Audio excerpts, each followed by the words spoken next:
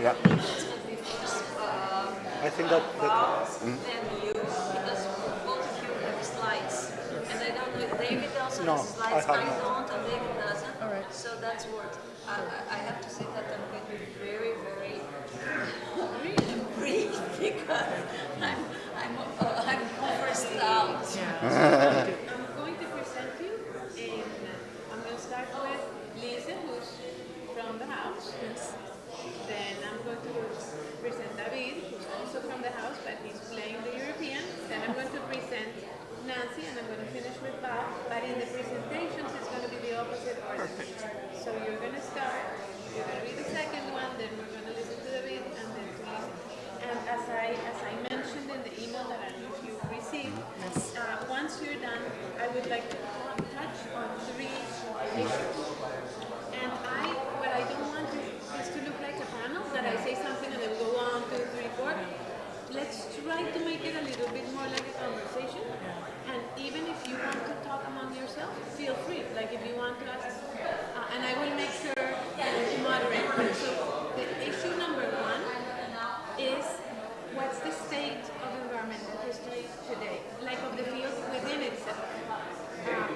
Topics, something very important, it's the relevance. Es el punto que tú tienes, ¿no? Que sirve, ¿no? What's the relationship with the environmental crisis, right? And are there some topics or methodologies that are key and important that we talk about? Are there some people that we need to talk about? Some of that comes from the presentations that I heard. And I would like to touch upon environmental humanities. I'm going to bring that up explicitly. Is environmental humanities a path for environmental history moving forward, or is it a distraction, or I mean, how do we see it? And but please, don't feel obliged to answer everything as I say. If you have something to say, say it. If not, don't. And I might at some point ask one of you, and not everyone. That's point 1.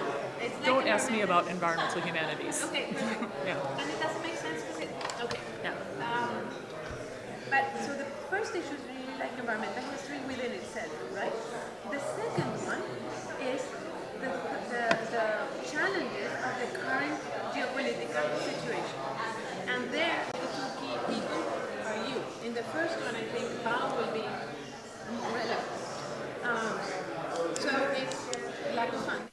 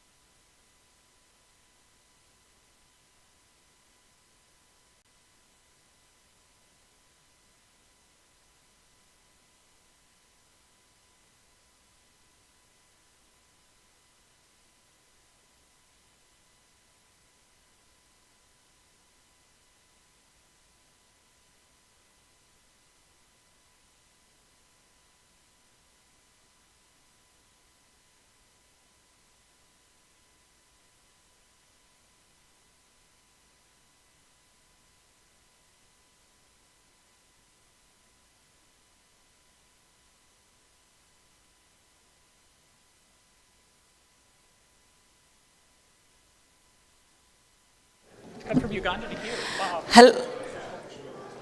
Estão buscando. We are going in the process of capturing people. Nós estamos no processo de capturar as pessoas que vão ficando lá tomando café. Bom dia a todos. Isso é um ótimo sinal, significa que as pessoas estão conversando, trocando ideias, formando redes. It's a great sign when the last meeting starts a bit late, because it means that people are dragging around, meeting each other, exchanging papers. Maybe new books are going to come out of these connections. Novos livros, novos solteiros. E a minha injeção de linguiça normal.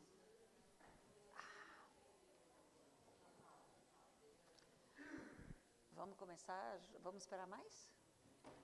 Zé, tem muita gente lá embaixo ainda?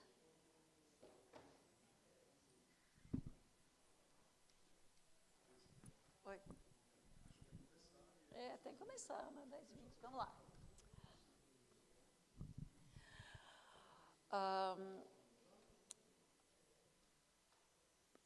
Good morning, everybody, for our very last plenary, very last work for this conference, the symposium of the 12th symposium of the SOLCHA, Latin American Society for Environmental History. This is going to be in English, or English is spoken by several kinds of people. And, but I will have a small part that's going to be translated. We have the honor to have here with us the Dean of the Center for Humanities of Universidade Federal do Rio de Janeiro. And he would like to say some words. He can't stay with us for longer because he had his own vacations, but he made a point of coming here to say to say hi to our friends from SOLCHA. Nós vamos fazer essa sessão em inglês, mas tem um pedacinho que vai ser em português, porque nós temos a honra de ter conosco o decano do nosso Centro de Humanidades, CFCH, Centro de Filosofia e Ciências Humanas, e o professor Vantuil Pereira, que está de férias, mas nos fez o prazer de vir pessoalmente aqui para saudar todos os nossos socheiros. Professor Vantuil, por favor.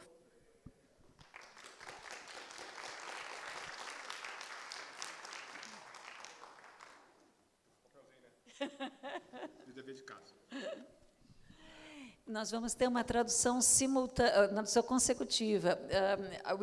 I'm going to do consecutive translation, so please go ahead. Bom, primeiramente, bom dia a todos vocês, a todos. Eu costumo dizer todos, todos e todes, né? A gente está num novo momento da vida, do mundo. É preciso dizer isso, né? Bom dia, good morning, everybody. Em espanhol seria também todas, todes, todes, but in English it's just all. Bom, é com grande satisfação que estou aqui para saudar a todos vocês do 12º simpósio da Sociedade Acadêmica Latino-Americana e Caribenha de História Ambiental. Saúdo vocês. It's my pleasure to be here to greet all of you of the Sociedade Latino-Americana e Caribenha de História Ambiental in this symposium. Antes de tudo, dar um abraço no professor José Augusto. And a particular greeting for Professor José Augusto Pado.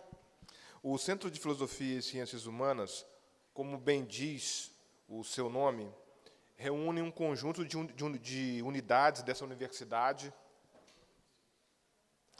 The Center of Philosophy and Humanities, as you can deduce from its name, connects and includes a number of different units in our university. Que tem como foco, né, o campo da filosofia e das humanidades, aqui falando uma ampla humanidade, né? Which focus mostly, as you can imagine, in philosophy and humanities, understood as a large sense for humanities. No meu caso, eu também pertenço a um núcleo de direitos humanos. Eu sou um professor sou formado em história, né? Por isso também esse carinho de estar aqui. Sou formado em história, mas atuo na área de direitos humanos no núcleo aqui da nossa universidade. In my particular case, I was trained as a historian, therefore I'm so happy for being here. But my work particularly is the nucleus of human rights, a human rights center here in our university. E essa minha breve palavra vai ser a partir desses dois lugares, como decano do Centro de Filosofia e Ciências Humanas e como também um professor da área de Direitos Humanos. And what I want to talk to you, it's about these two positions, these two hats in some ways, as the Dean of the Center for Humanities, Philosophy and Humanities, and also as a member of a faculty for this Human Rights Center, Center for Human Rights. O jurista espanhol Joaquim Herrera Flores falava dos direitos humanos como um processo que trabalha, né, que pensa os bens exigíveis para a nossa sobrevivência e para o equilíbrio do planeta. I'm going to need cheat sheet. Okay. The Spanish Justice Joaquín Herrera Flores, he speaks about human rights as a process of fights for of struggles for goods and that are demanded, that they can be required, they have been requested for our survival and for the survival of the planet. Onde eu estava aqui? Here. Direitos humanos não são, né, não é feito apenas de liberdade. É muito comum a gente falar de direitos humanos como liberdade, mas também tem uma luta por bens, né, que permite a sobrevivência num ambiente saudável e equilibrado, né, sem o qual a nossa própria existência está ameaçada. So when you talk about human rights, it's not about individual rights or rights of freedom, but also in a larger political sense. There are goods that allow us to survive, necessary for our survival in a harmonious, sustainable environment, without which our own survival is threatened. Ao nosso juízo, não existe possibilidade de direitos humanos sem que tenhamos uma interação entre nós, humanos, né, e o ambiente em que vivemos, em um processo de interação. Não dá para pensar os direitos humanos sem pensar também o ambiente, né? Ele é parte dos direitos humanos. In our understanding, it's not possible to talk about human rights without a harmonious interaction between us and the environment that surrounds us. É fundamental que no tempo atual sejamos mais críticos. Isso é o lugar do centro, né, de pensar criticamente. Que seja garantida a nossa liberdade de cátedra e de livre pensamento. É a partir deste caminho que a humanidade saiu do seu imbróglio. Sempre foi isso, né? A humanidade saiu do seu imbróglio na medida que ela pensa criticamente, nunca de forma estática, né? It's crucial that in our current times we learn to be more critical, to have critical thinking, and that we can think freely, that we have freedom of teaching, of learning, of thinking. It's only through this freedom of critical thinking that you can superate our obstacles, our problems. Prometo que não é isso tudo não, é só mais uma página aqui, tá? E vou ser breve. Para concluir, né, eu poderia falar um pouco mais, mas é impossível não falar em direitos humanos e ambiente se a gente não falar no tempo presente também daquelas populações que vivem em situação que a gente chama de grupos vulneráveis, né? E aqui estou falando de ribeirinhas, quilombolas, né, caiçaras, pessoas que vivem da floresta, vivem daquilo que é o ambiente, grosso modo, que a gente pensa ambiente, né, a floresta, o espaço desse espaço. É difícil não falar disso quando a gente está num encontro como esse, né? A gente está falando de América Latina, né? It's impossible not to. When you think about human rights, we cannot stop thinking about all those communities that are vulnerable to the changes, to the environmental crisis. And I think specifically about povos da florestas, people from the forests, people that live, vulnerable communities as quilombolas, and people who live near the rivers and the forests and the coasts, and depend on a healthy environment for their own survival as communities and as people. O tema sugerido por vocês nesse encontro é bastante profícuo, né?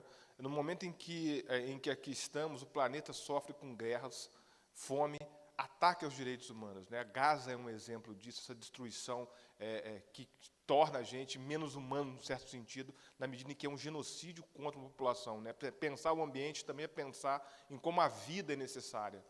The theme that you propose for this meeting is very important and very fertile.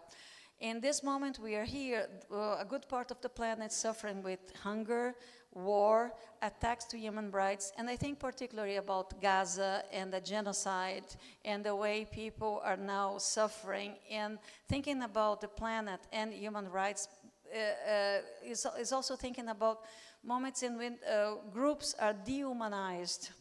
Há pouco mais de um mês, nós estivemos na iminência de um acidente nuclear, né? A gente teve, e o Irã, eu estou falando especificamente do Irã, né, do ataque ao Irã.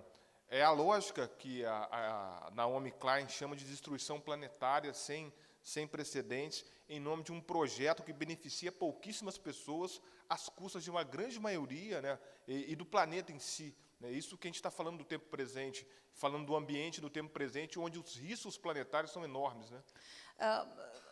Not much, about a month ago, we are very close to a nuclear accident, and he's referring to the attack to the Iran facilities, nuclear facilities in Iran. And this is the logic, according to Naomi Klein, of the planetary destruction in name of the project that benefits very few people and that costs a lot for the planet, for the population, the poorest and more vulnerable population. That's why when you think about environmental history, you have to think very much about the present times. Não posso deixar, para encerrar a minha fala, sem fazer aqui uma breve defesa da autodeterminação dos povos, aqui em sentido amplo desse termo, da soberania e da democracia. I cannot end my words here without mentioning and defending fiercely the importance of the self-determination of the peoples in a broader sense of the democracy and the sovereignty of the peoples and countries. Por fim, os riscos que corremos decorrem das permanentes violações assistidas que têm se perpetuado, né? E é preciso aproveitar esses espaços internacionais para vocalizarmos o lugar de onde falamos, posicionados e com compromisso social. Esse é o compromisso do Centro de Filosofia e Ciências Humanas, esse é o compromisso de um professor de direitos humanos negro e o compromisso de um núcleo de direitos humanos. The risks that we accept in the current time, they are consequences of this continuous violations that we just are witnessing, and that keep happening over time. It's necessary to use spaces like this one to vocalize the place where we are, the place from where we are talking, the idea is our commitment to humanity and to the planet. That's my position as a dean, but also my position as a Black professor of human rights. And that's it. And thank you so much for all of you. Thank you.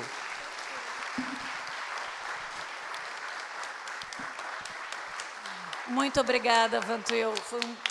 Muito obrigada mesmo. With this, and the pleasure to have Professor Vantuil Pereira with us, I pass the word to, the microphone to Professor Cláudia Leal, President of the International Consortium for Environmental History Organizations. Hello, everyone. Thank you so much for being here. Last night, Professor John McNeil said that it was Friday night and everybody could be having fun in Rio. Well, it's even more true today. We're even more tired, but more excited to say goodbye after this fantastic symposium. So for SOLCHA and for ISO, the International Consortium of Environmental History Organizations, it's a pleasure to close this fantastic symposium with this roundtable. SOLCHA is part of a global community, and most of us, focus on Latin America or Latin American problems, but we're part of a of a planet. We're part of a large world, and it's important that we look at whatever problems we study within this global perspective, and that's what this roundtable is all about.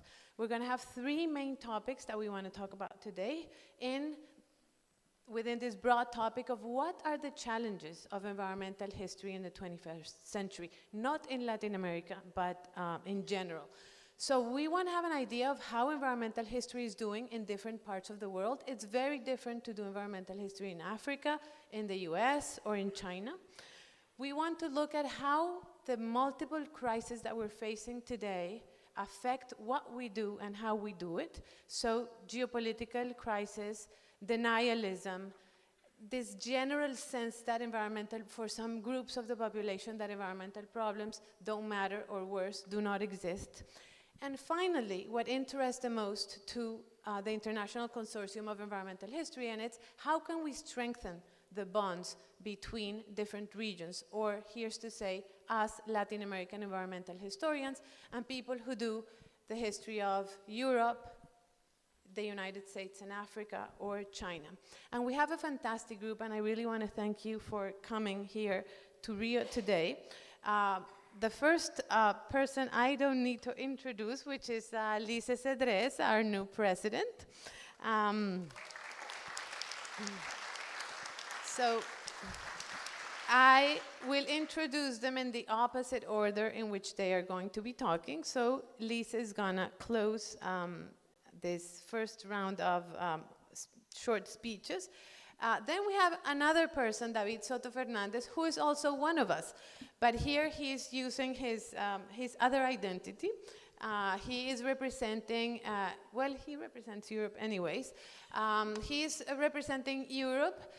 David Soto Fernandez is an important member of a very important group that has been studying agricultural history in Spain. And so he will be talking about the situation in Europe. Then we have Nancy Jacobs. Nancy is a very well-known environmental historian from the US. She just finished recently her term as president of the American Society for Environmental History, and she is well known for her research on Africa, so she can play a little bit in both continents, both the US and Africa. And finally, the most exciting of all the people in this table, to have a very well-known Chinese scholar among us is a real privilege. So, Professor Bao Mahong, thank you very much for coming. It's a real honor to have you here. Professor Bao Mahong he's the chair of the Center for World Environmental History in Peking University, and he will be opening. So what we're going to do is each of them is going to bring some thoughts of some of the topics that I mentioned before. They have maximum 10 minutes. If you want to talk shorter than 10 minutes, it would be perfect. Then we're going to have a little conversation, and it's going to be short because I would like you to participate. And we will end by giving out the books that I announced in the opening session for those posters, presentations, or panels that had a global look. So do stay for that last moment. So please, Professor Bao Mahong.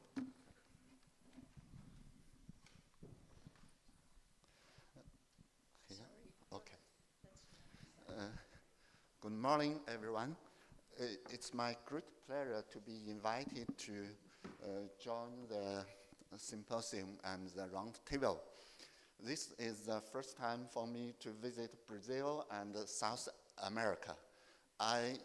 I'm very impressed with its beautiful landscape, its delicious food, its warm-hearted people, and the productive conference. According to the guideline from Claudia, I organized my presentation, which consists of 4 parts.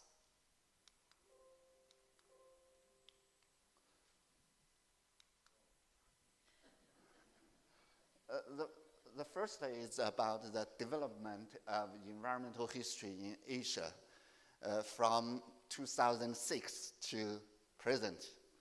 The second is about environmental institution. I will talk about the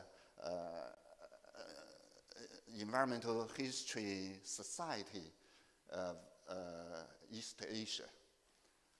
And now it extended to the Asian Society for Environmental History. The third is about some challenges facing environmental history in Asia. The last is about the international exchange. I will begin my presentation from Professor John McNeil's keynote speech in 2006 in New Delhi. Yeah. It is titled Environmental History in General and in Asia. In this paper, he remarks the environmental history in Asia as this. He taught within Asia, environmental history writing is the strongest in India. The second is China. It attracted more and more scholars to devote in. In Southeast Asia and Japan, foreign scholars seem more attracted to environmental history. In Southwest Asia, it's a mystery. That means it's a little studied. About Central Asia, it remains a black hole. Almost 19 years later, I observed environmental history in Asia from inside and outside perspective. Environmental history in India is being developed very well and is being mainstreamed and has influence on the world environmental history. I think maybe you know this book. It was written by Carl Jacobi. In his book, he told us he absorbed some inspiration from India's environmental history studies and African environmental histories. Environmental history in Japan is done from two perspectives, very, very special. The first is viewpoint of civilizations. The second is interdisciplinary and international perspective. Because in Japan, if you want to apply for funding from the Department of Education, you should organize interdisciplinary and international group.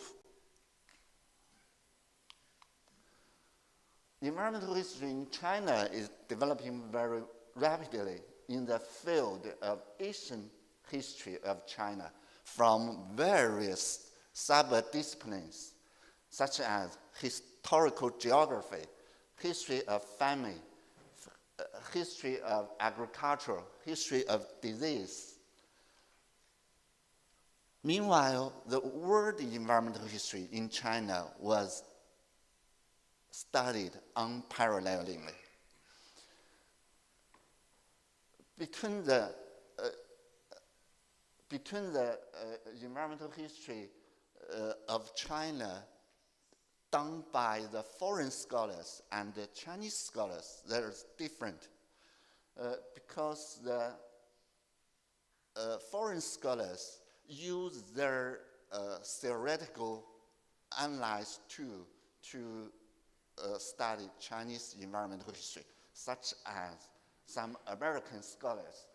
They, based on Great Divergence and New Qing history, to study environmental history of China. It's different from our environmental history studies. Environmental history studies in Southeast Asia is still studied mainly by foreign scholars. Japanese scholars contextualized environmental history of Southeast Asia in their viewpoint of civilization, in their academic background, and further constructed the analysis framework with 3 layers: Earth sphere, life sphere, human sphere. It's similar to Professor John McNeil's in his Something New Under the Sun, consists of 5 spheres. Environmental history in Central and Western Asia is still studied mainly by foreign scholars. Japanese scholars contextualized the environmental history of Central Eurasia in their viewpoint of civilization. This is my observation of environmental history studies in Asia. Now I will talk about the Institute. Association for East Asian Environmental History was set up in Taiwan in 2009, aimed at encouraging, promoting, and fostering the study of East Asian environmental history in general, fostering communication among scholars interested in the field. The first conference was held in Taiwan in 2011. Professor Liu Cuirong was elected as the first president of this association. She got her PhD from Harvard University, I think in 1960s. Yes, in 1960s. According to the decision of the AEAEH 2023 General Meeting in Dachu, Korea, AEAEH was changed to be the Asian Association for Environmental History to cover all of Asia and Oceania. I don't know why they include Oceania into Asia. Yeah, I don't know. Maybe it's from the Japanese Empire. Yeah, because Oceania was the inner South Sea of Japan. To construct and further research on Asian environmental issues through a historical lens and on global environmental issues through perspective from and on Asia. Professor Satoshi Mulayama was elected as the first president of the AEAEH. Professor Satoshi got his PhD from Germany. There are some themes of AEAEH conference. The theme of second conference is transformation of East Asian environment in historical perspective, local reality, and global collection. The third is beyond borders, oceans, mountains, and rivers in East Asia. The fourth is about tracking the ecological footprint of East Asia and world civilization, which was held in Tianjin, in mainland China. The seventh is about multiple crises and the Asian Anthropocene, climatic, ecological, and post-colonial perspective, which was held in Korea.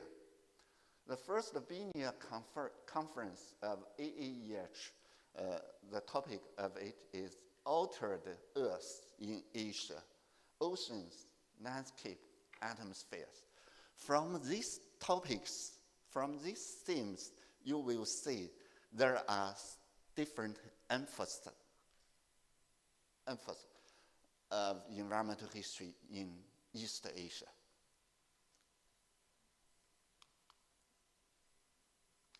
You see, this is Tianjin, this is Taipei and Hualien, and this is Dachu, this is Kagawa in Japan. So you will see Asia environmental history studies mostly happened in East Asia.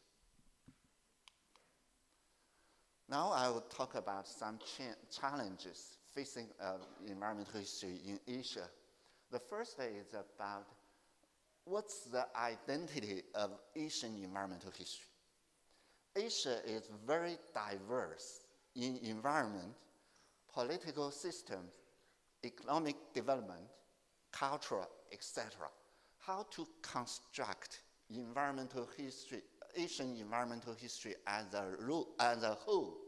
What will be the guideline of it proposed by AAEH and the inside?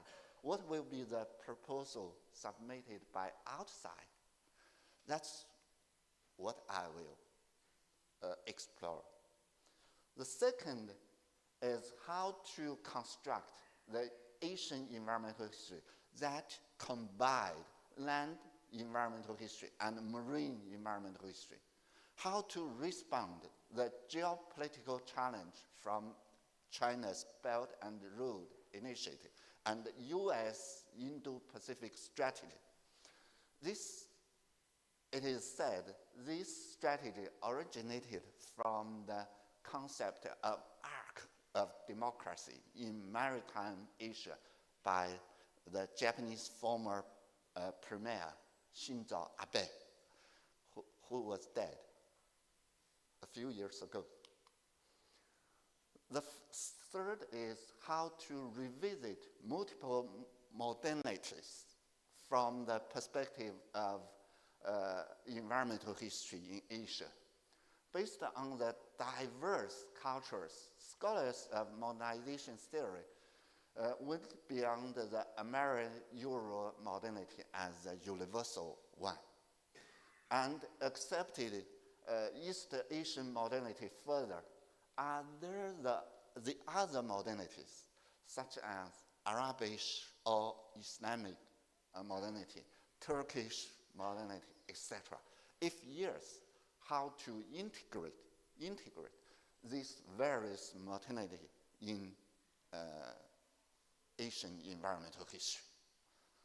The first is about how to construct the global Asian environmental history. Last night, Professor John McNeil talked about the Latin American environmental history in a global perspective. I will also think about how to construct the global Asian environmental history. Global market supported the rise of Asia after the World War II, especially the miracle of East Asia. It should be analyzed in the framework of global environmental history. Furthermore, is the model of East Asia sustainable? Does it mean the sustainable futures in the world? What's the future of model of East Asia in the world? How to respond this challenge? I think academic exchange will be useful to do it. The academic exchange within Asia should be pushed forward as AAEH wants to do. The academic exchange between Asia and the rest of the world should be strengthened furthermore. Chinese environmental historians know environmental history of Latin America and the Caribbean scarcely, except my introduction paper and interview with Professor Padua in 2010 or 11. And the Chinese version of environmental history of Latin America by Professor Sean William Miller, and the Chinese version of talks by Professor Lisa Cederes and Claudia Lear. It was organized by my former PhD students, Fei Sheng. Yeah.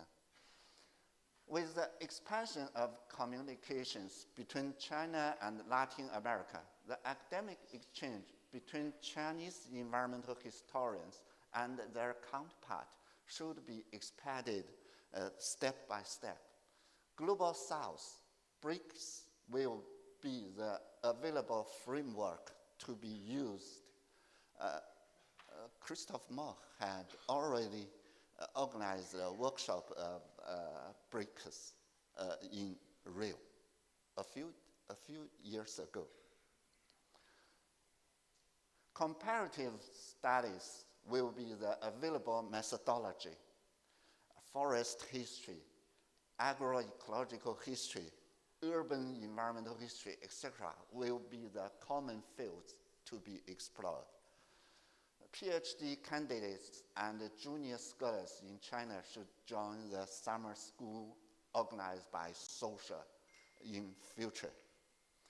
The center of my center, the Center for World Environmental History, PKU, had already invited over, I think, 20 international environmental historians to give talks on my beautiful campus. And as always, welcomes all of you to visit my beautiful campus in future to expand the academic exchange further. Thank you.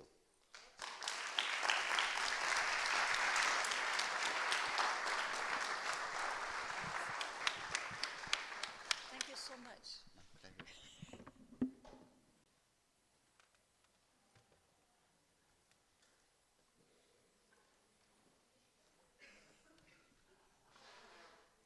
Hi, everyone. I want to thank you for coming out on a Saturday morning. Once there was a Friday night plenary at the ASCH, and Richard White was on the plenary, and he said, "Welcome to the Get a Life plenary." Anyone who turned up, well, anyhow, I don't have to explain the joke. But here we are on a Saturday morning. I want to say, as an Africanist, I'm really happy to see the center of world environmental history moving south with Claudia's presidency and with this successful conference. So thank you, everyone. I'm here as the past president of the American Society for Environmental History, and unlike my colleague Ma Hongbao, I am not going to give an academic or an intellectual talk. I'm going to be thinking more about politics and institutions. I won't be summarizing the field. I just have to figure out how to use this. Oh, there. And there were questions from Claudia, which I am organizing my talk around. I've synthesized them a little bit to be shorter. The first question, I'm not summarizing the field, but I'm thinking about the effects of the current political situation in the United States on environmental history. And I believe you read the news. I think the United States, what's going on in the US and in academic politics is probably well known to all of you, but there are 2 points I want to raise with you.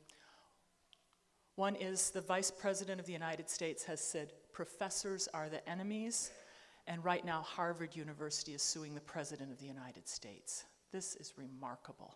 This is nothing we could have imagined a few years ago. So to go on, I would say, right now the United States Academy, not just environmental history, not just history, but the Academy as a whole, is in an existential crisis. And things will never be the same. Things will never be the same.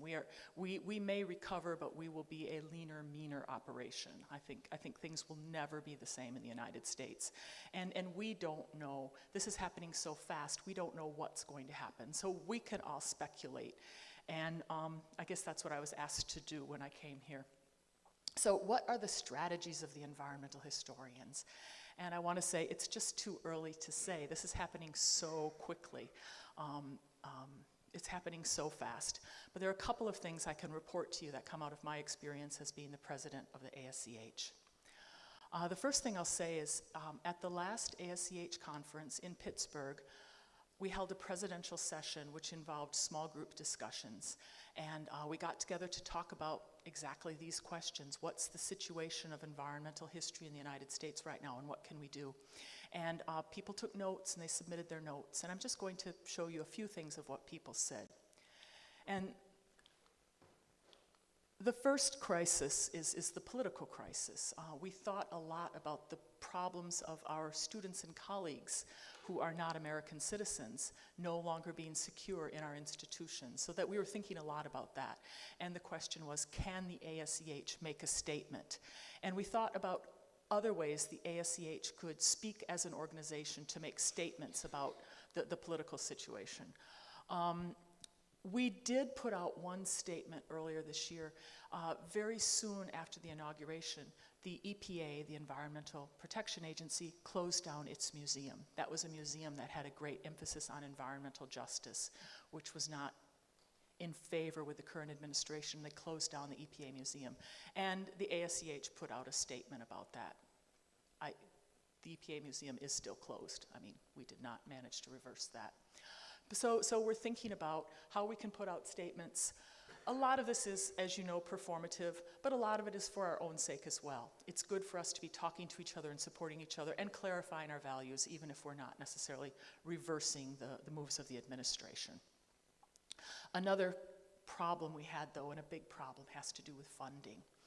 The federal government, the history of U.S. academia is it's become something quite remarkable because a lot of support from the federal government.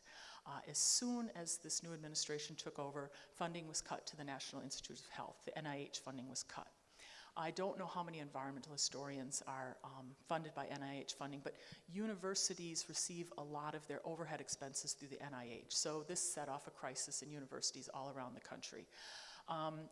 And after that, there were attacks on the National Endowment for the Humanities, which does support historical research and environmental history research.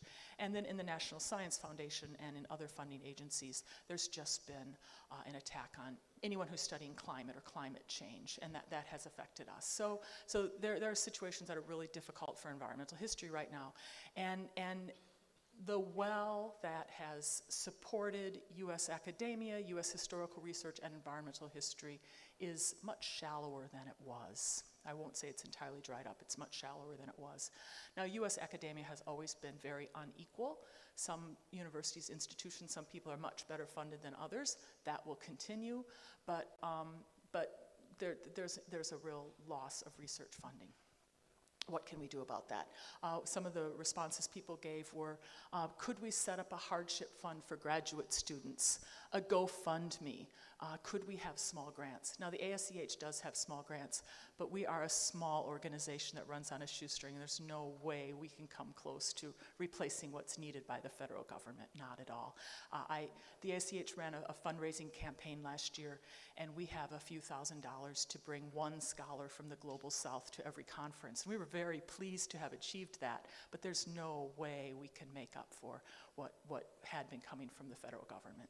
And because universities are all so affected, all funding for research is going to be shrinking. So even those who weren't directly funded by the federal government are going to be losing their funding.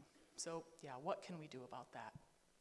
I've been thinking about this myself. I've been talking to some people about, I guess one of my solutions would be, I think we're really fortunate in that so many of our sources have now become digitized.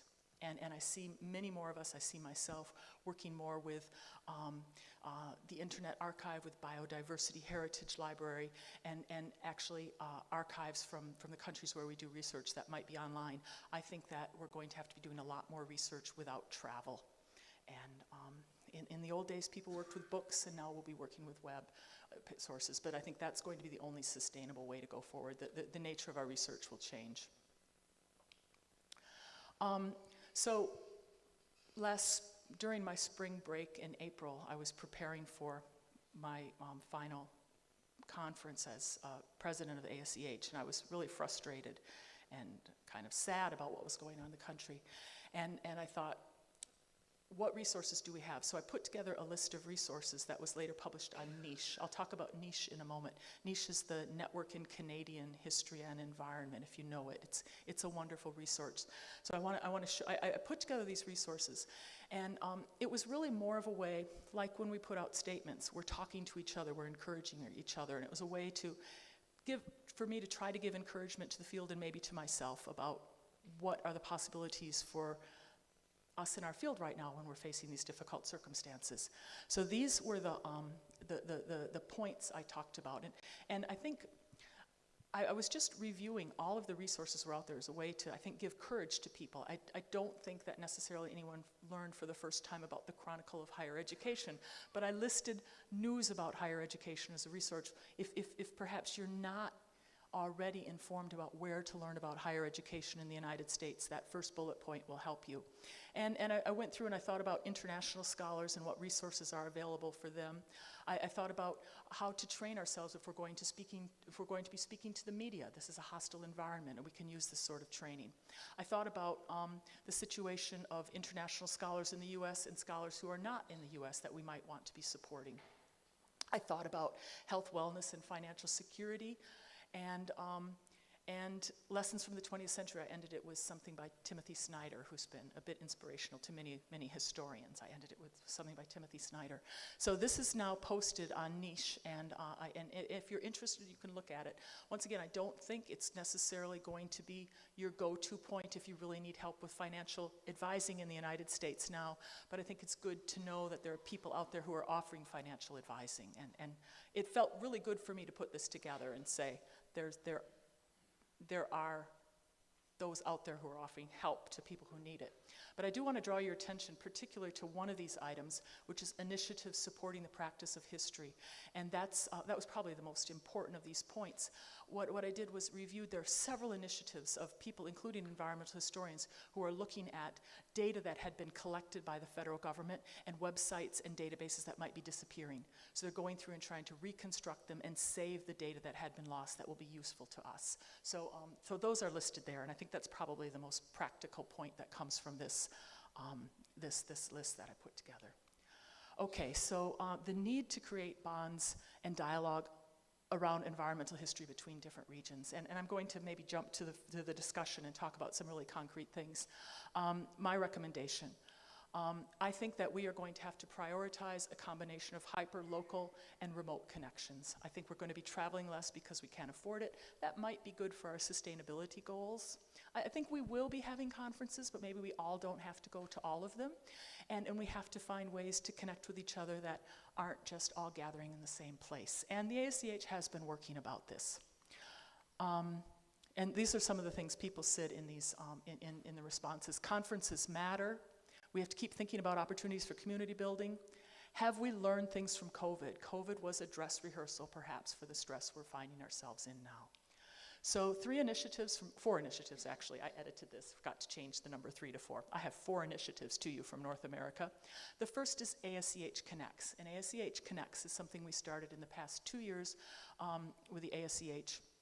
And these are not research presentations, these are pedagogical, professional, social, political conversations where people from the ASCH can get together and talk online with those who are far away. Some of them can be big, some of them can be small. You can have a great conversation with 15 people who are spread around the country and the world, and it can be very, very valuable.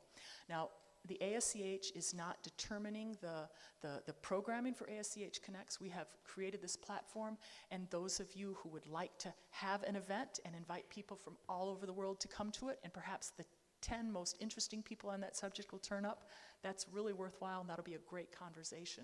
So I want to invite you to think about how you might take advantage of ASCH Connects and also attend some of the meetings we're having. ASCH Presents, this is separate. One thing that all conferences struggle with is how to hold remote conferences. And my experience as president of the ASCH, I can tell you that having hybrid conferences where people who are sitting at the table are also beaming to those at home is extremely expensive and impractical. They did it at ICE-HO last summer, they did it well, but to have hotel facilities and also have people connecting remotely, you have to pay the hotel for all the tech support, and it can break an organization. So I'm telling you, it's nearly impossible for the ASCH to do that. So what we did is we hived off the academic presentations, and we had another series which called ASCH Presents. So unlike ASCH Connects, these are peer-reviewed. These are real research presentations, and they are vetted by a committee. And this might change. Perhaps it will become possible to incorporate remote connections into our actual academic conferences, but for now, I'm telling you that doesn't quite seem feasible, so we're trying this. A couple more initiatives. We have started a pilot program for regional gatherings. And there have been regional gatherings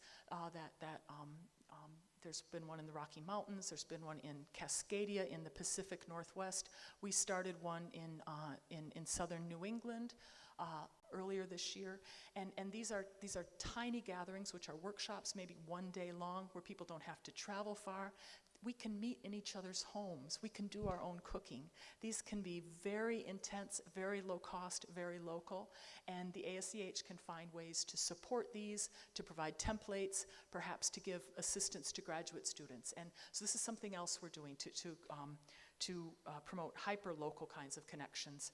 And the last thing I would say to you is niche. The Canadian Network in Environmental History is a really useful resource just to keep up with networking activities and research. It's really like the Chronicle of Higher Education for environmental history in North America. It tells you what's going on. So I would encourage you to look at niche. And perhaps it's time to have a SASH, South American, but I think we need to come up with more ways to communicate with each other, and there are models out there. I'm going to say one more thing. I'm going to say that my first book had justice in the title. My first book was about justice was in the title. It was kind of bodacious. Then a couple of years ago, I co-edited a book with Graham Wynne and Jane Carruthers, and my first book had injustice in the title, and the next one had justice in the title. So I get them mixed now. So I've thought a bit about justice and history, and one thing I've thought about is what Martin Luther King Jr. said, and this is really famous, and he said, "The arc of the moral universe is long, but it bends towards justice." And that really comforted people in the 1960s. And I would like to say, as historians, we know how untrue this is. We know that there is no determination that the universe is bending toward justice. We know that history happens because of contingencies that were unpredicted, but also because of our own actions. So the first thing, so if I think about this, and this comforts me, the moral arc of the universe, I'm not sure the universe has a moral arc, but if it doesn't necessarily bend toward justice. And I think we have to remind ourselves of that. So what is the alternative? And I found this wonderful quotation from Edward R. Murrow, the American newsman, who said, "Our history will be what we make it. If we go on as we are, then history will take its revenge, and retribution will not limp in catching up with us." So I think we have to take this as our inspiration, that our history is what we will make it, and we cannot rely on the moral arc of the universe pointing in any direction whatsoever. Thank you.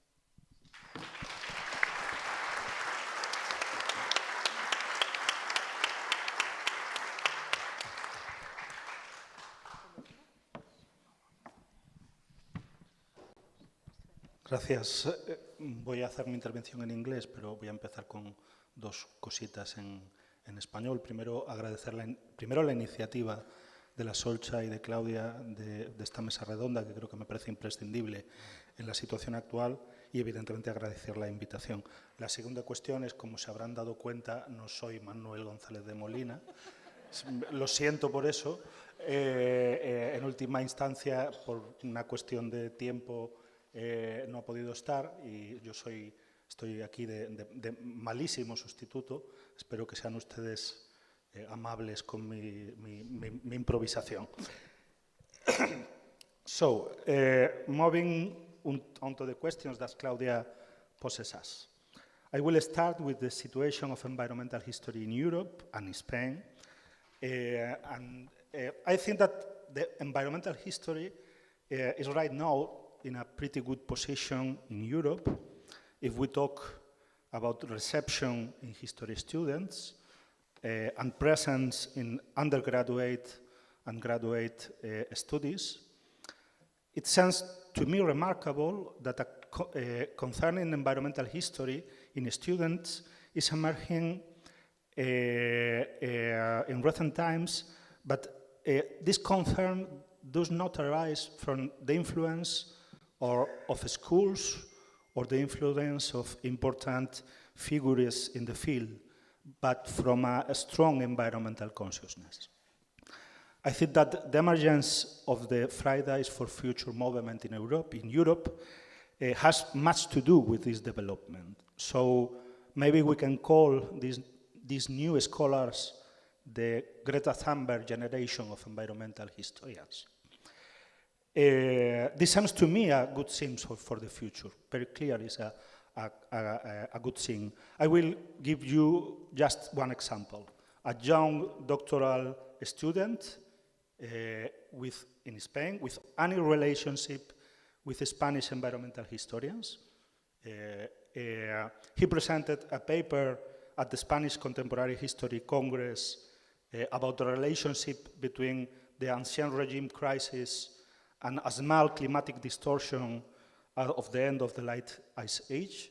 And talking with him, he told me, I could not conceive understanding historical change with considering climate change. But it's also indisputable that the political change we are experiencing with the rise of the far right are a major threat also in Europe. In Europe, this change have not yet affected research funding, as in the United States, or affecting the presence of environmental history in teaching, but it's very worrying that the European Union is responding to the emergency of the extreme right by cutting funds for the ecological transition. It is also very negative that a social questioning of science is emerging in Europe. In European governments, this has meant cuts of funds and problems, as happens in the United States with Trump and his administration. And a very clear example is environmental policies related to agriculture. The European Union is reacting to pressure from the agro-industrial lobby and far-right protests in the rural world by lowering environmental requirements in common agrarian policy. So in the future, we can expect lower funds for research. And I think that the European academia is not prepared for this. Faced with these problems, I believe that the reaction of European environmental history, or at least, is my opinion, Northern European environmental history, is disappointing. The trending topics in European congresses tend to be assimilated to those of conventional history, with much presence of, in my opinion, minor themes related to the influence of linguistic turn or narrative history. The themes of its beginnings, more biophysical and transversal or multidisciplinary, are less present. Except in Southern Europe, social concerns, the world of work, or territorial, class, or gender inequalities are increasingly absent. If we look at the program of the next European Society of Environmental History Congress in Uppsala this August, we find a keynote on the world of work by wonderful historian Stefania Barca, but there are not one session on class or gender and environmental history. There is one only session with the presence of social metabolism, but others have been rejected. There are no sessions about imperialism, colonialism, or ecological unequal exchange, and no sessions about applied history. I think that the European environmental history has a lot to learn from Solcha. So there is a growing dissociation between environmental problems and the fashionable historiographical themes addressed. Historians collaborate less with other scientists in solving environmental crises. There are less interdisciplinary teams, and the work is more individual than in the past. I would like to stress this point because, in my opinion, is very key point. It might be a reaction to exaggerated academic demands for academic careers, especially for young students. But my perception is that we are returning to the idea of the historian with individual work who can sometimes cooperate with others, but not in a systematic way. These are big problems because many of the great issues in environmental history cannot be solved individually or without dialogue with other disciplines.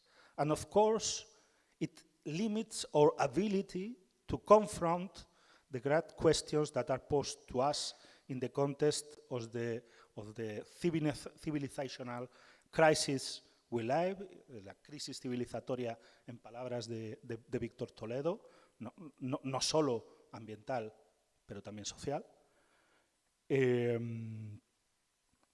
are less applied environmental history in Europe, not here. I think that the possible alternative is the environmental humanities, at least in those scholars that are more aware of the links between social and environmental problems. Although they have not yet taken off, environmental humanities offer, I think, the hope, and the reason for me is very clear. The ecological transition needs to build broad consensuses to succeed, especially in the emergence of the far right. These consensuses cannot be achieved only with technical proposal or scientific data. It's not enough the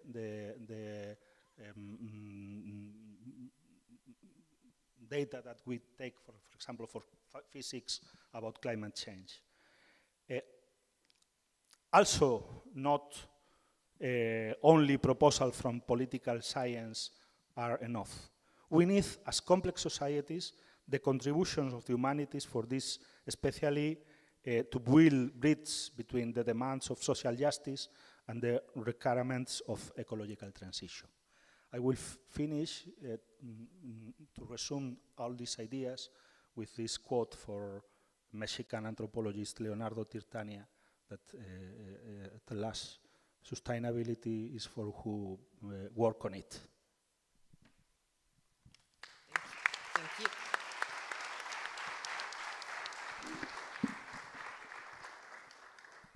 Thank you.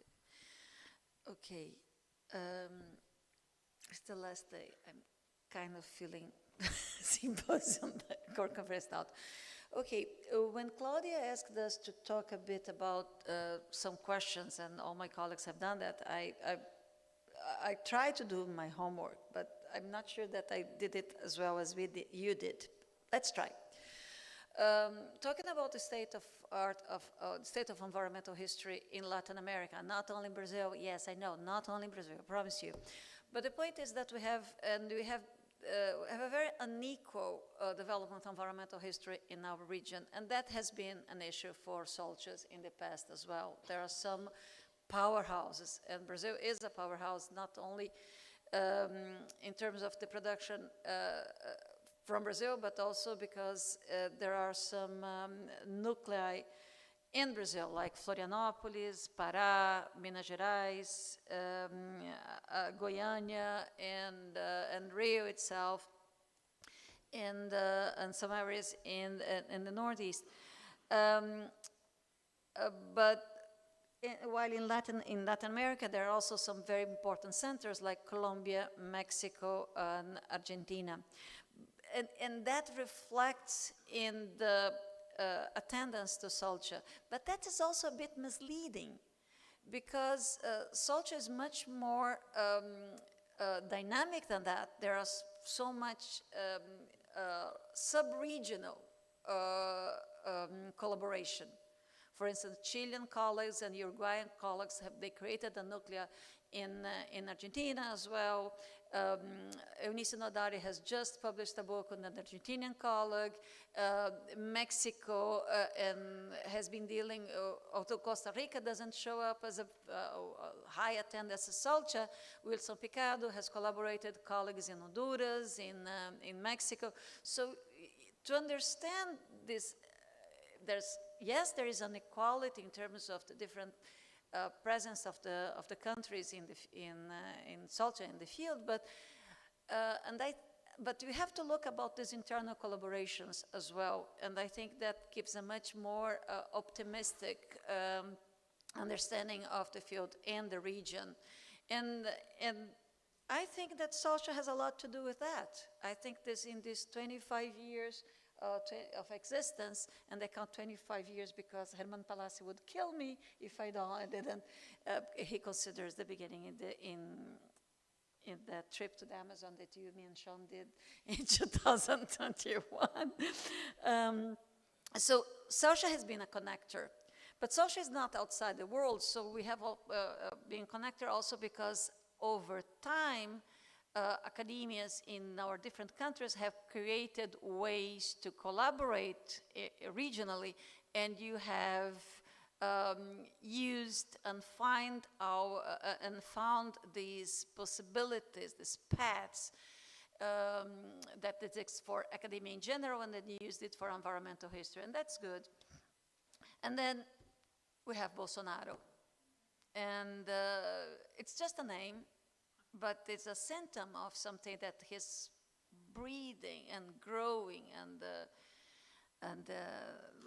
l'uovo de la serpiente, as the egg of the snake, to use Bergman.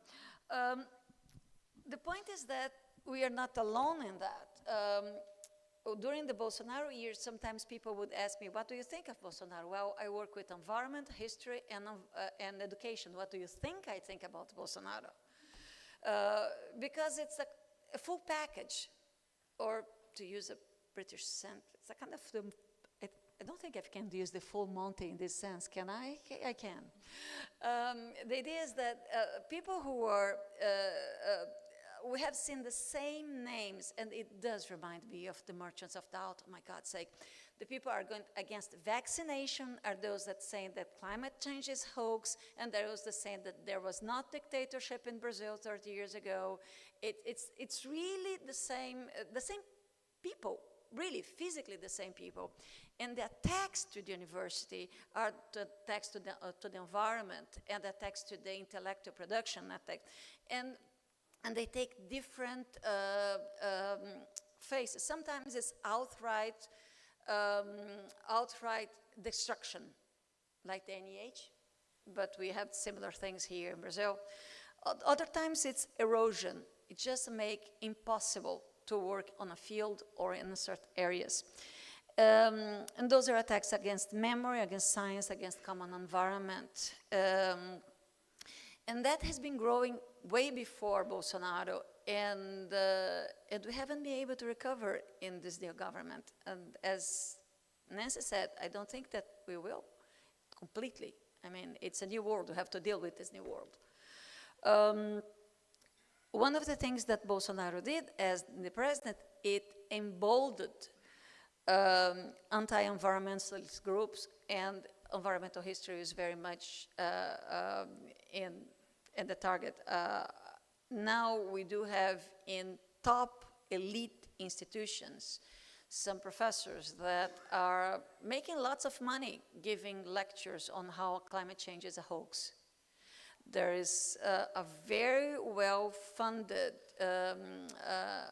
company that produces videos saying that there was not such a thing as a dictatorship in Brazil. And those are also producing things saying that Brasil Paralelo is also producing things saying how climate change is a hoax. It's the same group. So paths that we painstakingly open paths over decades are now blocked, and we have to work around that. We just cannot just sit on a corner and cry over it. So if state multilateralism support is not open, you have to find other ways to do that. And it's hard because we got used to this great opportunity of sending our students over from one country to another. CONICET was very important in a number for us to have this connection in the global south with Argentina and CNPq as well. And it's harder and harder to do that. Even in Brazil, we have funding denied for this conference from one funding agency because we are too interdisciplinary. Why it happened, and I couldn't understand. It's of course because when you have fewer source of funding, even our colleagues which are evaluating and deciding where money goes, they tend to protect their own fields. And I saw it happen here. So I wonder how we can work around that. And I think that we have to work with the young Solcheros, to young people. I think that Solcha has been really good about nurturing new talent and new scholars. Escola Solcha, which was a creation after Vila de Leiva of Cláudia Leal, has been an incredible success. It's a good model of integration. It's a way for having people. Sometimes we can't get people from all over Latin America, but we can have people just from Central America or just from the Cono Sur, and we try. Another model is Marco Armiro is doing with environmental humanities, what he called Occupy Climate Change online school, where he is able to bring online students and faculty from India, Africa, South America, United States, Asia in general. And I have participated in 3 of those, and it was really, really good work. So what Bao said about having Chinese young scholars having it as Escola of Solcha could be something that we could consider, maybe not a lot, but a couple, something. We have to learn Spanish. The possibilities of translation of works we have been doing on voluntary basis sometimes, other times paying, but they've looked at that. And answering the last question of Claudia, which book I would suggest for people to read outside my field, I will be very, very, very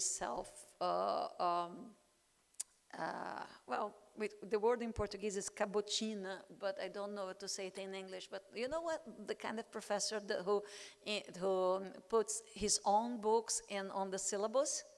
Yeah, that's what I'm going to do right now.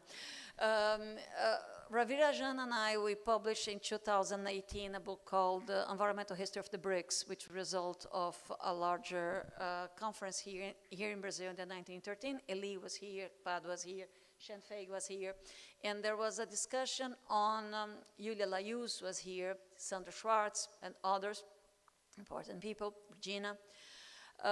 There's one chapter on the historiography of each one of the original 5 BRICS countries. It's all written in English. It was published by the Oxford University Press of India. So in the chapter on historiography is a good way for you to see different books from those particular countries. So this is a guide. I didn't write something so good, but it was there.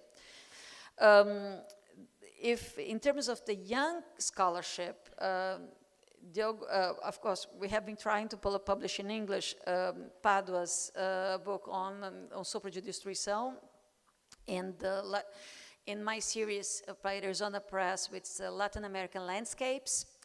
We have some issues in terms of adaptation. Cláudia Leal has published that book. Several Solcheros have published in that particular. Emily is looking at me. No, I didn't forget you. Emily, she was the first one. I didn't forget about her. So it is a collection in English of Latin America, good environmental history. I think if you read it in Portuguese, I think that Diogo Cabral's book is amazing. So I would go for that way. And Sarah Hines' book on Water for All on Bolivia is something that I recently read, and I think it's also amazing. So that would be, I'm going to have several enemies right now when I get out of that door. but those are 2 books that from young Solcheros that I really, really suggest people from outside the field of Latin America to read. Hello. So thank you all.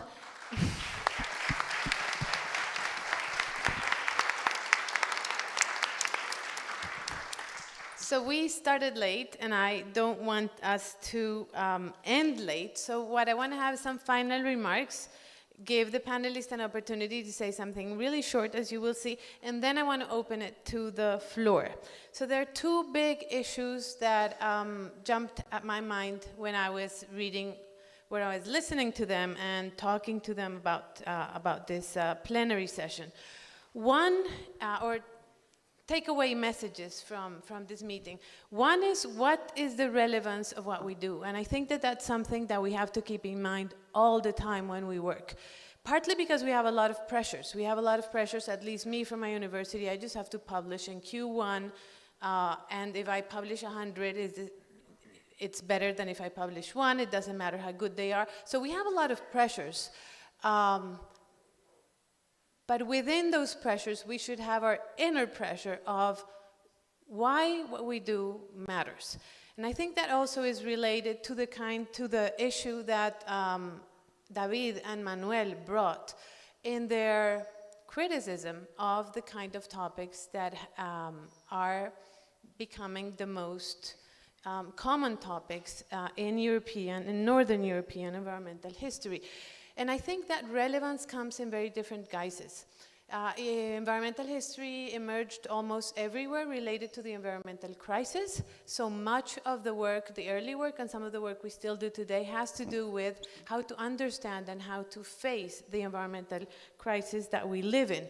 A lot of it has been recent environmental history, like the Great Acceleration, understanding that many of the problems got much worse in the last decades.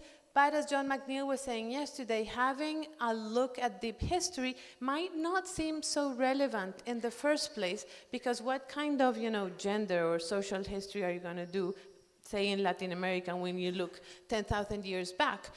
But that history is very important to think about who we are in this planet. I think it's part of a broader issue of changing our mindset, of thinking of the world in a different way, so it has a different kind of relevance. So my first point has to do with that, to keep in mind one of the big challenges of all environmental historians is to think why what we do matters, and to have that as a guiding force in what we put our efforts on.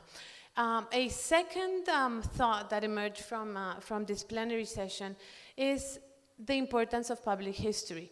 We, in Latin America and elsewhere in environmental history, public history that is working with others and it's not only about having outputs that reach a wider audience, although of course it has to do with that, but it's doing history with other people, with other groups. What is it that they want us to do? What can we do with them? Because if part of the problem that we have today has to do with denialism, with the humanities being less important, we need to strengthen not only interdisciplinary work, but work with other groups and other people. And I think we're on the right track. I think we're going in the right direction, but we might strengthen those paths. Now I want to shift to issues which are at the core of my new responsibility in the International Consortium of Environmental History, which is global history, global connections. The first one has to do with the topic that David brought up, which is environmental humanities, and let me just bring a little anecdote. I was invited to talk about environmental humanities in Latin America last year at the Finland conference. What am I going to say? I have no idea what environmental humanities are. I don't know. I mean, the people, I don't know. I'm going to be talking for 1 second, nothing. There's nothing of environmental humanities in Latin America. But it was because environmental humanities has not taken hold, as these are just ways of labeling things that people do. And that label has not caught on in Latin America. But I was talking with other people, especially from Australia and Europe, where the environmental humanities are a big thing, and are a big thing that include environmental history. So if we're talking about global dialogues, it's just an excuse, but I think that there are opportunities in that area. Because if we want to talk, say, to Australians or to some Europeans who are doing environmental humanities, environmental humanities is something very murky to me. But environmental humanities is related with public history or talking to other people, and it's related with collaborations interdisciplinary collaborations and collaborations with other groups, and collaborations that might not be the most obvious ones always, with scientists and artists. So I guess that field, which in Latin America doesn't quite exist, and we associate it very much with literary scholars, in other places has a different meaning, and it might be an opportunity to engage with people who are working in other parts of the world. But I guess my big things are three. If we want stronger collaborations in the world, one chance that we have is precisely this kind of things. We have associations in different parts of the world. What if in all of them we had keynote speakers that come from places where we know nothing about?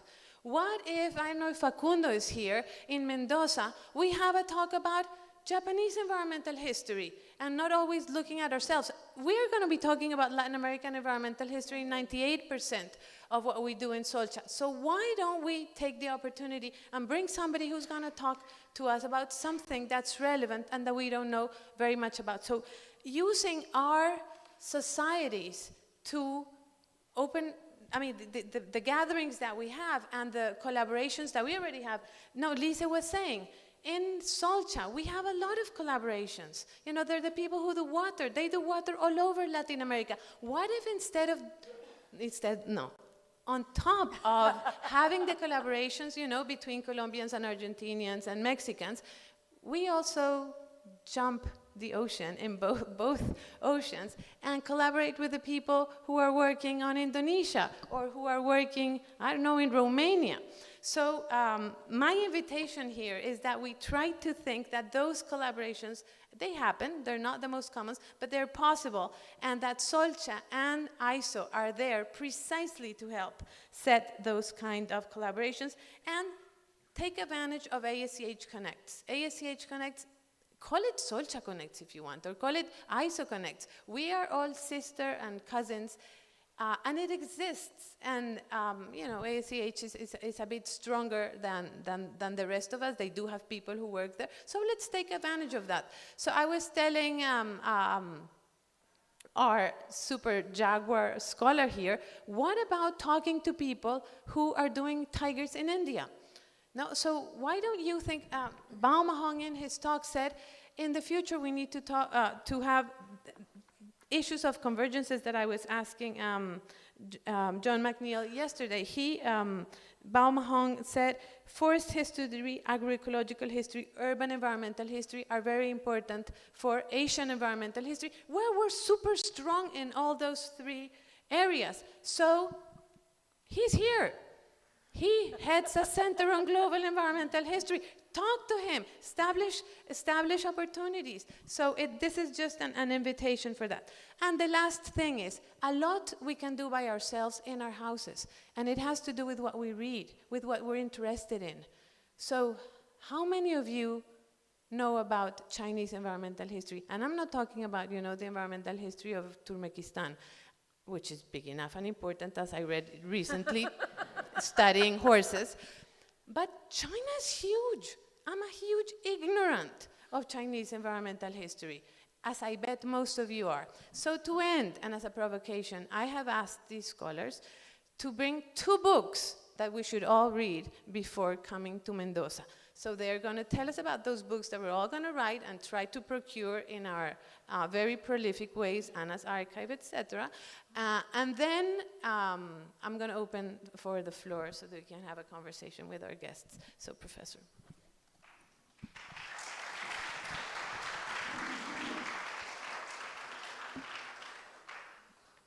Thank you very much for your comments. About your 3 questions, I will talk about what I want to say. The first is about the relevance of environmental history and environmental crisis. Some of you know the environmental history studies emerged in China in 1990s because at that time the environmental crisis was very, very dangerous in the east part of China. because of the sandstorm and the smoke dispersed from the east coast to the west part of China. Almost, I think, maybe 70% of China was polluted. So at that time, we began to study environmental history. But now the focus was changing, because the Chinese government sponsored the ecological civilization. It's a very special concept. I think it's unique in the world. Ecological civilization parallels with the other 4 civilizations.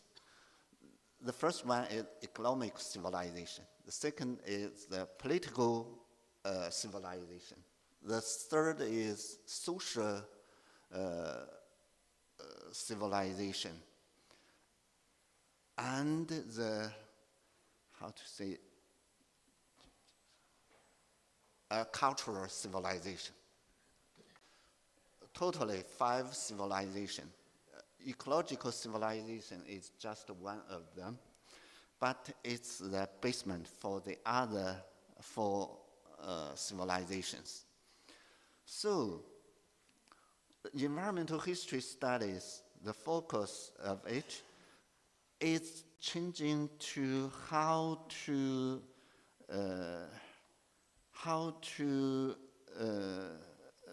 manage environment, how to govern environment for better situation. Some scholars are now working on to extend the experience of ecological civilization construction in China. They published their papers in English and so on. So, environmental crisis in 1990s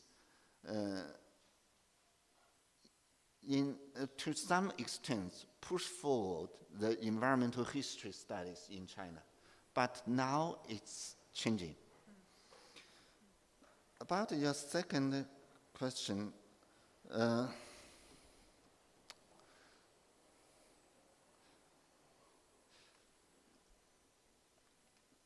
with the economic development in China, the humanities, the focus of humanities studies was changed. In 1990s, history studies of foreign countries, that was called world history in China. It focused on the history of the developed countries, especially the European countries and the US, Japan. So, in history department, the skill, the personal skill was shrank. I specialize in African history. I was forced to change my field from African environmental history to environmental history of Asia-Pacific world, because Asia-Pacific world is relevant to China. Africa is far from China. It's a developing continent. So that's the situation in 1990s. But now, with the development of economic in China, we extended our skill to the real world environmental history. including the developed and the developing countries. So I guess in the future, more and more junior scholars will pay attention to environmental history of Latin America and Southeast Asia and Africa. Yeah. But thank you. But the other trend is to publicize environmental history to the popular people, because with the practice of the Belt and Road Initiative, we need more and more knowledge on the developing countries, the developing world, especially the environmental history of the developing countries. So the specialists, the scholars should extend their knowledge to the popular people in an available way, style. On your third question, environmental humanities is a very, very fresh concept for our Chinese, because we have a very specialized discipline, such as environmental history, environmental science, and engineering, and so on. Now, I don't know, there are many scholars who specialize in the eco-criticism, eco-literature, and so on. So we don't have enough time, enough opportunity to communicate with the specialists in literature, in cultural studies, cultural criticism, and so on. But we should do.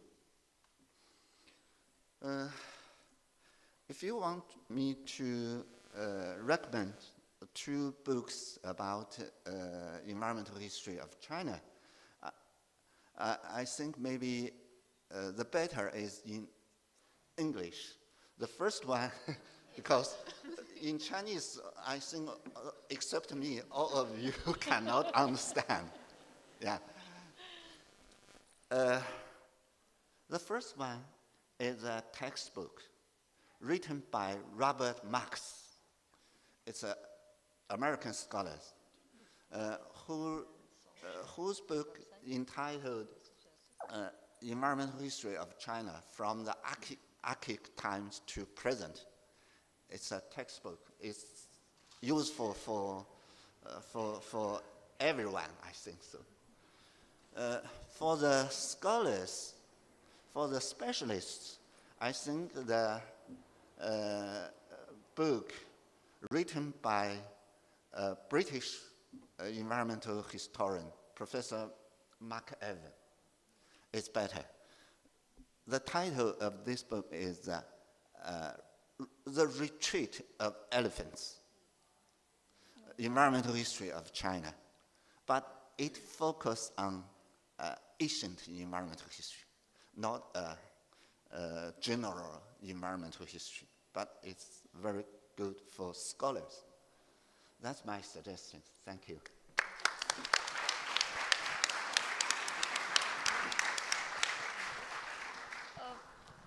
I have already made my suggestions, but there is just one thing that I want to talk to Claudia about, is environmental humanities. Marco Armiro has pretty much roped me in this thing a long time ago, and I do like to work with people from different fields. I think Solcha is very welcome to anthropologists, to geographers, to, for instance, the present geographer, and to other fields. And I think that the way we shaped the field in Latin America has always been much more on the environmental history, environmental humanities kind of thing, if you don't use the label, as you said, But working with sociologists, and I'm doing this work with oral history. I'm working all the time with people in the human rights field to understand how I can protect my sources or not, and so on. So I think that we do this thing. I mean, we don't need the label for that, for God's sake. We have been doing this forever, since whatever. But on the connections with other areas, we have to find a way to publicize better our work and our requests, and to break some bubbles, because I'm mixing metaphors anyway, but to use a very recent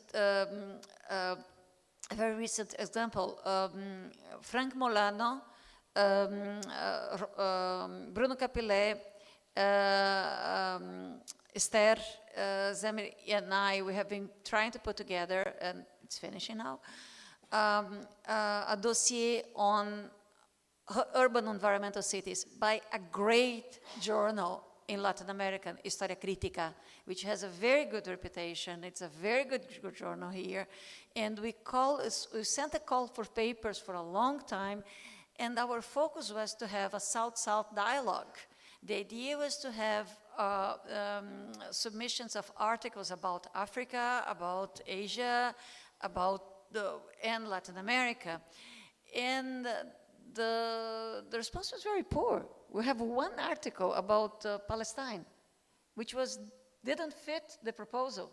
So we ended up, we are doing a very strong dossier on Latin American environmental history, but we did something wrong.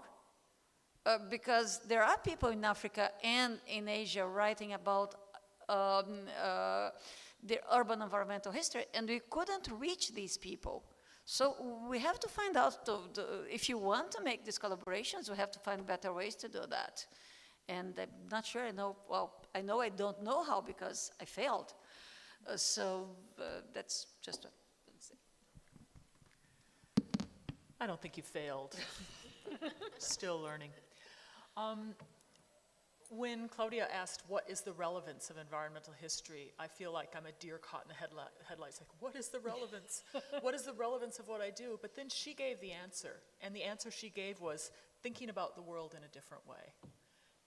Thinking about the world in a different way. That's the relevance of environmental history. If we, in our work, can shine new light on the past and help people think about the world they inhabit in a different way, that's how we become relevant. And I think that can happen with a huge variety of topics. We're such different humans, our brains work differently. Some of us are going to be grabbed by eco-literature criticism from the environmental humanities. Others of us are going to be grabbed by analyses that bring in photosynthesis. There's a we need to have a really wide range of subjects, and it can all be relevant in inspiring different people. But I want to think also about public history. I'd like to say that we've got a great opportunity as individuals who don't have great funding to reach public audiences through writing for online outlets. And I want to recommend to you this online platform called The Conversation. Have you heard of The Conversation? It's global, and there are different editions for all over the world. They are looking for academics to write short, accessible pieces to bring their work to the world. I wrote a piece for The Conversation. It wasn't environmental. It had 25,000 hits. That was amazing to me. I mean, it was amazing to me that I reached 25,000 people with something I wrote. So I want to say, please consider that. There are also more specialized environmental platforms. These are really fun to write for. It doesn't take a lot of time. It won't interrupt your career. So please reach out for that. But I want to say one more idea. And this has been on my mind recently. I'm just back from Uganda. And in Uganda, I helped set up a museum. And I am now completely inspired with the possibility of pop-up museums. We could all be making museums. It's really easy. Just come up with a poster, come up with an idea, set it up on the street corner. We have information, we can do it, it's really cheap, and it's really fun. So I want to say, think about how you can reach wider audiences and lean into the performativity of it. Thank you for this opportunity.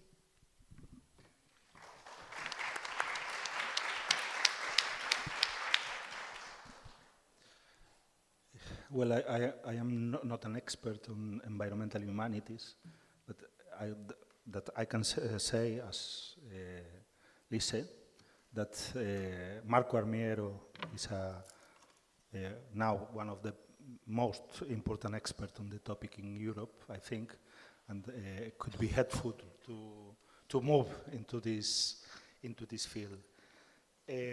So to this big topic about the relevance of what we do. I will move into a classic, Benedetto Croce, when say ogni storia è storia contemporanea, all history is contemporary history. I think that if we understand that the environmental crisis is also a social crisis, I think that we could think that the emergence of far right, and maybe we can do some relevant comparisons with early 20th century about this. The emergence of far right, we can read this as a political ecology reaction to crisis, to environmental crisis, from the point of view from those who promote inequalities. We can have a response to environmental crisis from the point of view of social justice and from the point of view of social injustice. So I think that we need to make an environmental history who deal with these problems, even if we do medieval environmental history. But we can make some examples on this. Okay, and about my recommendations, to choose two books is very hard, but I will start with a recent one that for me is a fantastic book, Stefania Barca, Forces of Reproduction, Notes from a Counter-Hegemonic Anthropocene, in Cambridge University Press. This is a recent book that incorporates very relevant reflections on the relationship between work, gender, and environment, incorporating the discussion of social reproduction and care. And I highly recommend it. My second recommendations is I think this is a book known for many of you. It's Manuel González de Molina and Víctor Toledo, The Social Metabolism, a Socio-Ecological Theory on Historical Change in open access in Springer. It's a quite older book, but I bring here because it will have a second edition, corrected second edition soon. I think that in the next few months, and I think that this is a very relevant book. But si me permites, voy a añadir uno más. I will add a classic book that for me was, when I read it, was very relevant. I am not a medieval historian, I am a contemporary historian, but this book is, in my opinion, very, very good. It's the Richard Hoffman, An Environmental History of Medieval Europe, that I understand better about the human interactions with landscapes when I read this book. It's also an e-book, and you can pirate. I mean, your students may be able to find it even without paying for it. I don't know how. I would never know how. So it's already 1 o'clock. I don't know how much time we can go on, but this will definitely not be complete if we don't let you speak. So these don't have to be questions. They can just be comments that you want to share about the challenges of environmental history today. How are we going to do regarding these mics that are... Okay, so one, if you could say your name, please, and somebody, Stuart, can you help us with the mic and just pass it around? So number 1 here, number 2 here. Who else would like to say something? ¿Quién fue número 1?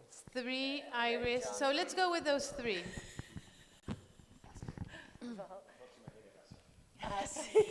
Thank you. Hi, everybody. My name is Valeria Flores. I'm studying in Canada, but I'm originally from Venezuela. And I have a comment and a question. So first, I want to say thank you so much for this panel, because it's been amazing. And Nancy, I really appreciate you addressing the effects of the US government and academia, especially as we see scholars like Timothy Snyder, who you mentioned, leaving the US for Canada. And Claudia, I just wanted to say real quick that I also think that the public history aspect is like really increasingly becoming more and more important, especially as we have governments like the United States right now that are fighting academia in a very public way, and that that idea of making history accessible for the public really helps us as we're trying to fight back against that. So my question, Nancy, you mentioned that one of the ways to deal with the funding cuts will be to do more online research.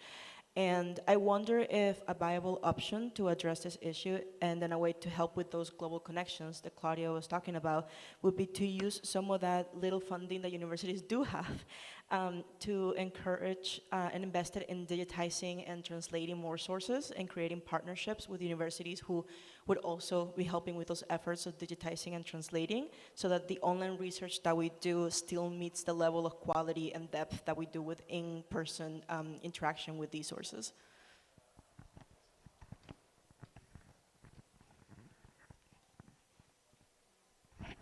This is for Nancy. I'm John McNeil, by the way, excuse me. I appreciate you are wearing your presidential ASEH hat for this talk, not your Africanist hat. But I'd like you to give us 2 titles from African environmental history that we should all read. So how many of these am I going to do? Hi, my name is Iris Borowy, and I would like to really stress and repeat what you said, that we should maybe use this crisis as opportunity to think more about how it matters what we do. Because when you say your reaction to this, to that question is just to stare, this is exactly how I react. And I think it is because we're not trained to think that way. And so I would have 2 suggestions. First of all, to not only, you said we should be aware of why it matters what we do. I think maybe that's not enough. We should be able to explain it, and even in sort of elevator talks. And we should teach our students to do the same. And that's probably not going to be easy because we haven't learned how to do this. But I think maybe this, we're not only talking to the MAGA crowd, we're talking to general people who think, as funds everywhere are shrinking, why should they spend it on us? And I would like to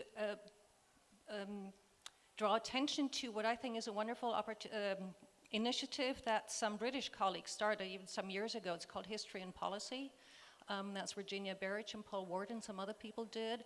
And what they did is that they invite historians to talk about the historical relevance of something that is happening today.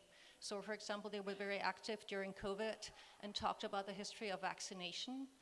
And this can be just to give a historical perspective to something. This doesn't necessarily have to be suggestions or so, but they put this online, and also they provide a list of experts. So if anybody in the media wants an historical expert on someone, they have someone to talk to and to find. So this may be something to mimic elsewhere.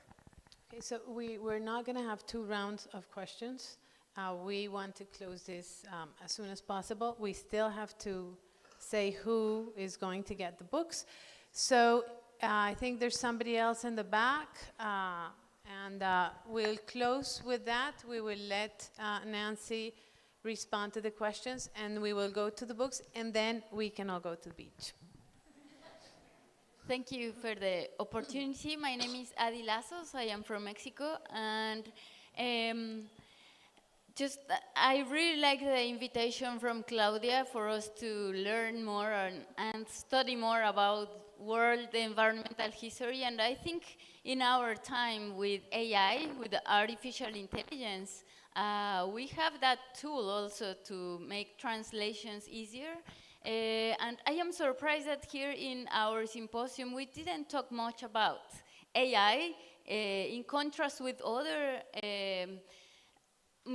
fields where that's like one of the main things. So just a reflection that maybe we can explore more these type of tools. Thank you. Okay. Nancy, all yours. Thanks. Those are great suggestions. I think more translations is a wonderful suggestion. I think we should all be practicing our elevator pitches. We should do that on the beach this afternoon. And John, I'm going to answer your question by referring to your two colleagues at Georgetown. And I'm going to, but I can't remember the title of Kate DeLuna's book. I know Bush is in the title somewhere. Kate DeLuna, what's the title of her book? Does any? The one about bushcraft in Zambia in the, say from 1300 BC to 1600 BC. So Catherine DeLuna published a book with Yale University Press in 2016. I remember all of that, but I don't remember the title. And so yeah, somebody can Google it. So what's amazing about that book is it comes out of the tradition of using linguistic evidence to know about the past. For early Africa, we don't have documents, and it's really impractical to try to use oral history.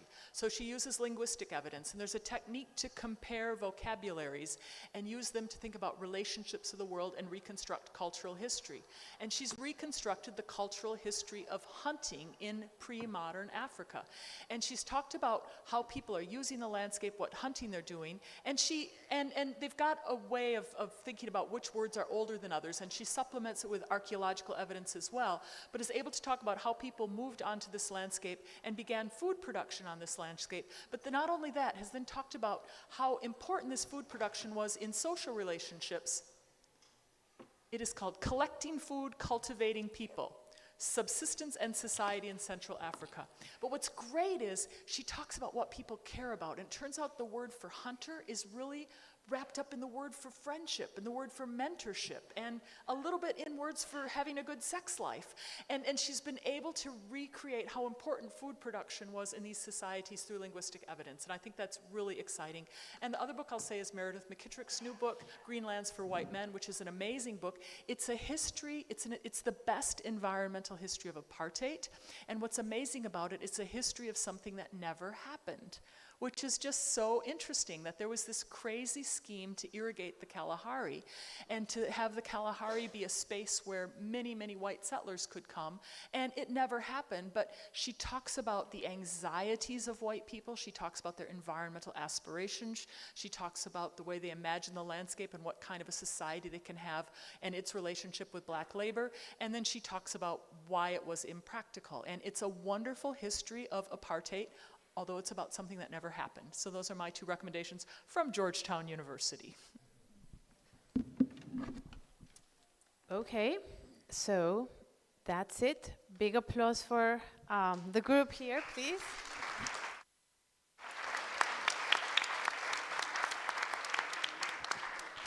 And now I would like to call Stefania Gallini. I suspect that some of the people who are going to receive these books are not here, so we'll see, because we will probably have to be creative. But let's start with the ones who earned them. One last thing while she gets ready is it's not only important to know environmental history of the rest of the world, but to know environmental history of Latin America as a whole, and not only be a specialist on your country. So John, Jose Augusto, I, and many of the people who are here work together on a living past, which you can download for free somewhere in the web.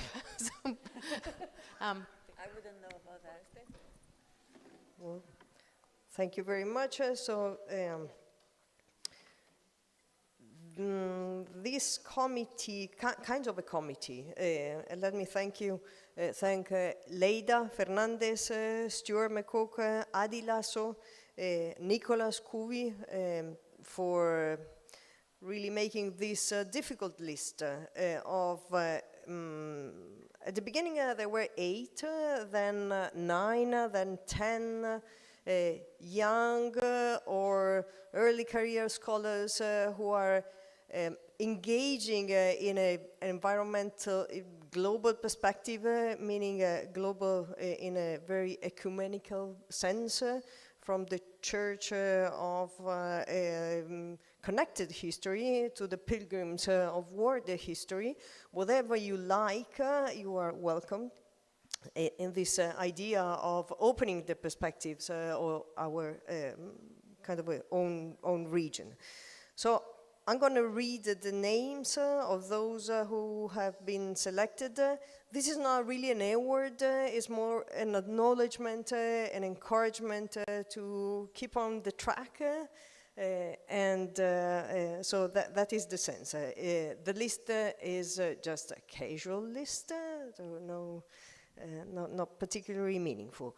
I'm gonna say the names, and if you are here, just come over and pick up one of these awards, one of these books, all very recently published, and then you can go on the beach and make a trick, or ¿cómo se dice? Un intercambio. If you don't like the one you had, just find the other winner and change it.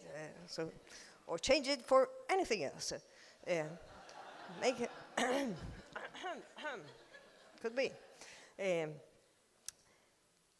Gabriel Macello Pequeño. I suggest, beach is waiting for us, so I suggest applause at the end. If the person's not here, but a friend is here, maybe you can... A real friend, not the kind of friend of... yeah. Mayra Joselín Martínez. Pedro Gómez Mariano. Natalie Yumi da Silva. Vikram Tamboli.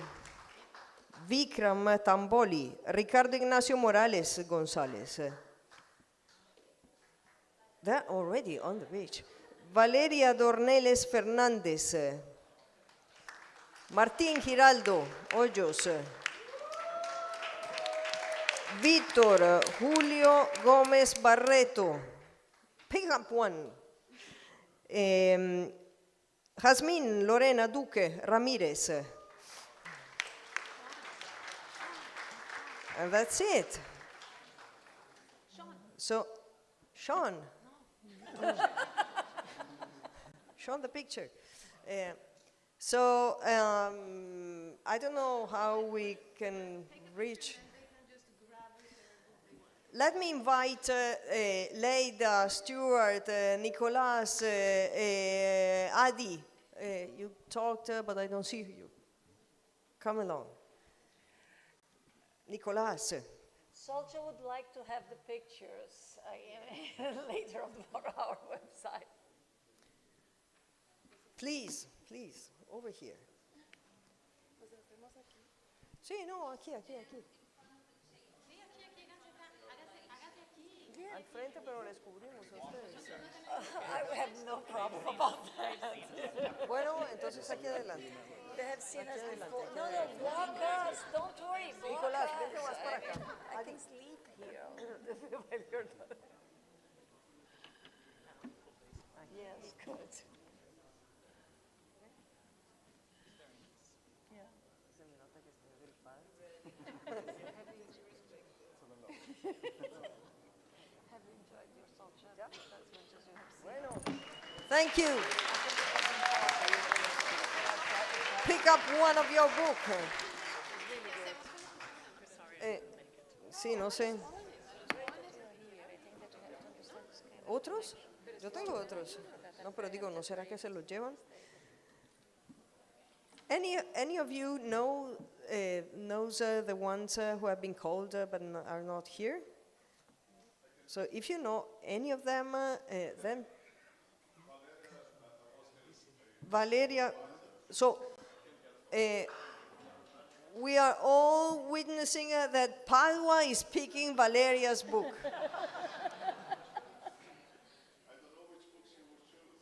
Well, choose for her. If you know, she's picking up one for Victor. Then we might have no pick up. Two other names if they are here. Francisco Centola. Is Francisco here? No. Nicolás Rueda Rey. You won. Go ahead. Bueno, dale. Para Valeria. Para Valeria, Padua, Valeria. Listo. Ya. Bueno, el resto ya lo organizamos. No, pues ahora encontramos quién los tiene. No los vamos a dar aquí. ¿Sí? Bueno, listo. Los otros quedan en depósito para el siguiente congreso. ¿Tú quieres que lo tengas nosotros para la biblioteca? Bueno, pero entonces cierra y ya. Guys, before you run away, we are actually closing this conference. I would like to thank you, all of you, for being here, for the incredible work you have done. That has been a very successful Solcha. And all our guests, friends, people who are, I still would like to know who are the first-time Solchero, because I think we have a lot of people who were not here before, and I hope to see all of you drinking with me in Mendoza, Argentina. I declare declaro cerrada 12º Congresso Simpósio della Sociedade Latino-Americana e Caribenha de História Ambiental. Viva Solcha! Viva Solcha!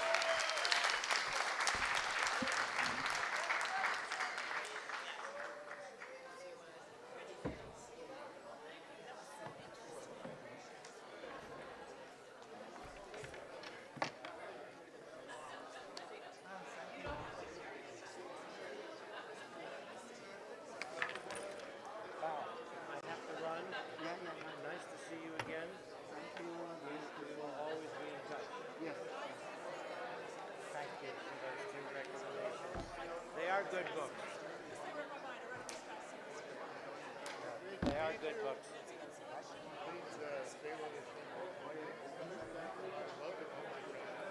Ciao. Hi, Nancy. I'm Diana Mendez. I'm part of the team of ASE Connect. Maybe you remember